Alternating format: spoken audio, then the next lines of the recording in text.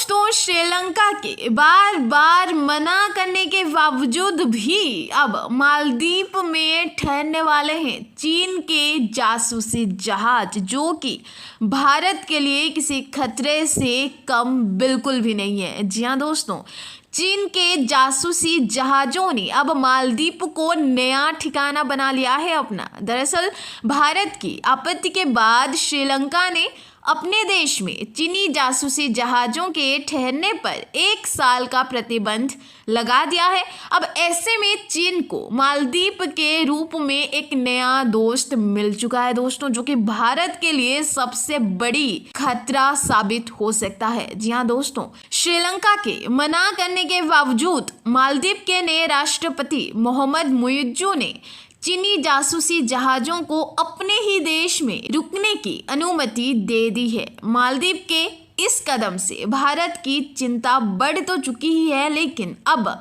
चीन का जियांग यांग होंग 3 जहाज मालदीव के रास्ते में है। जी हाँ, रास्ते में है।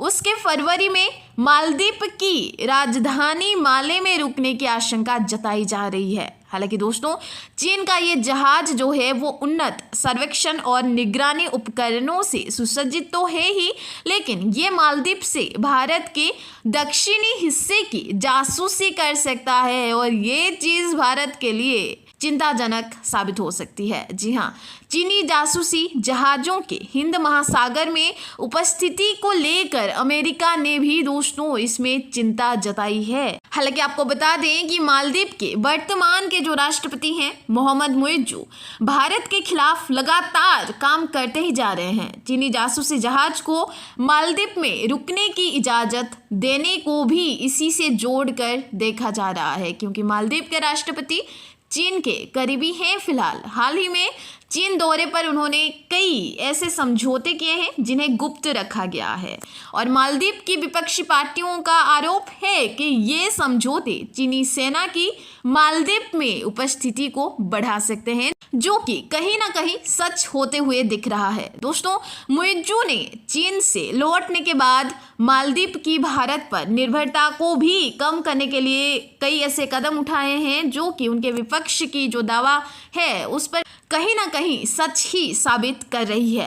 हालांकि दोस्तों, चीनी जासूसी जहाज हिंद महासागर में वैज्ञानिक परीक्षण करने की आड़ में क्षेत्र के विशाल हिस्से का सर्वेक्षण कर सकते हैं, और इन जहाज़ों से इकट्ठा किया गया डेटा मलक्का जलडमरू मध्य के उथले पानी और पूर्वी हिंद महासागर के माध्यम से नेविगेट करने की कोशिश करने वाली चीनी पनडुब्बियों के लिए अमूल्य होगा, जिससे कि भारत को बहुत ज़्यादा परेशानी हो सकती है।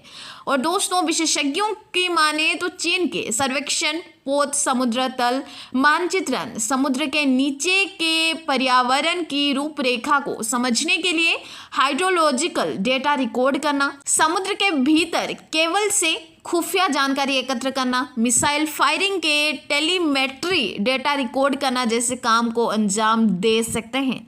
और इन डेटा का इस्तेमाल चीनी नौसेना हिंद महासागर में अपने अभियान के लिए कर सकते हैं।